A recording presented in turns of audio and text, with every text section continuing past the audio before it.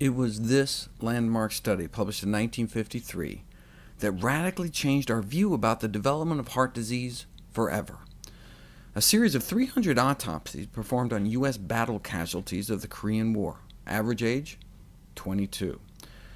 22 years old, but 77% of their hearts had gross evidence, meaning visible to the eye evidence, of coronary atherosclerosis, hardening of their arteries. Some of them had vessels that were clogged off 90% or more. As an editorial in the Journal of the American Medical Association concluded, this widely cited publication dramatically showed that atherosclerotic changes appear in the coronary arteries years and decades before the age at which coronary heart disease becomes a clinically recognized problem, before symptoms arise. Follow-up studies on the hearts of thousands more soldiers over the subsequent years confirmed their results. How young does it go? Fatty streaks, the first stage of atherosclerosis, was found in the arteries of 100% of kids by age 10. What's accounting for this buildup of plaque even in childhood? In the 80s, we got our first clue, the now famous Bogalusa heart study, looking at autopsies of those dying between the ages of 3 years old to age 26, and the #1 risk factor was cholesterol. You could see the stepwise increase in the amount of their arteries covered in fatty streaks as the level of bad cholesterol in the blood increased. As powerful as this was only looking at 30 kids. So they decided to study 3,000. 3,000 accidental death victims, ages 15 through 34.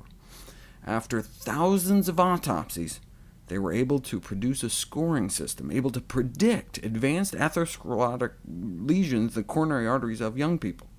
The higher your score, the higher the likelihood you have these lesions growing in your heart. So if you're in your teens, 20s, early 30s, and you smoke, your risk goes up a point. If you have high blood pressure at such a young age, that's 4 points. If you're an obese male, 6 points. But high cholesterol was the worst. If your non-HDL cholesterol, meaning your total cholesterol minus your good cholesterol, is above like 220, that's like 8 times worse than smoking. So let's say you're a young woman with relatively high cholesterol, but you don't smoke, you're not overweight, your blood pressure and blood sugars are fine. At your sweet 16, there's just a few % chance you already have an advanced atherosclerotic lesion in your heart. But if you don't improve your diet, by your 30th birthday, there may be like a 1 in 5 chance you have some serious heart disease. And if you have really high cholesterol, it could be closer to 1 in 3. Bringing your cholesterol down to even just that of a lacto-ovo-vegetarian, and you're down to here. And if you exercise to boost your HDL, you can extrapolate down a little further. So what this shows us is that even in 15 to 19-year-olds, atherosclerosis has begun in a substantial number of individuals, and this observation suggests beginning primary prevention, at least by the late teenage years, to ameliorate every stage of atherosclerosis and to prevent a retard progression to more advanced lesions. You start kids out on a low saturated fat diet, and you may see a significant improvement in their arterial function by 11 years old. Exposure to high serum cholesterol, even in childhood, may accelerate the development of atherosclerosis. Consequently, the long-term prevention of atherosclerosis might be most effective when initiated early in life, as in 7 months of age.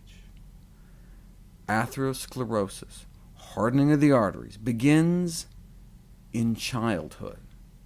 Remember, by age 10, nearly all kids have fatty streaks, the first stage of the disease.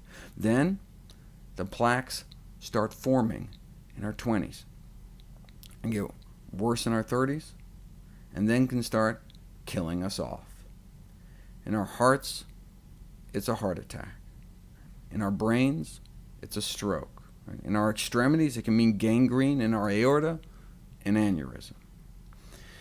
If there is anyone watching this video that is older than 10 years of age, the choice likely isn't whether or not to eat healthy to prevent heart disease. It's whether or not you want to reverse the heart disease you already have. Ornish and Esselstyn proved you can reverse heart disease with a plant-based diet.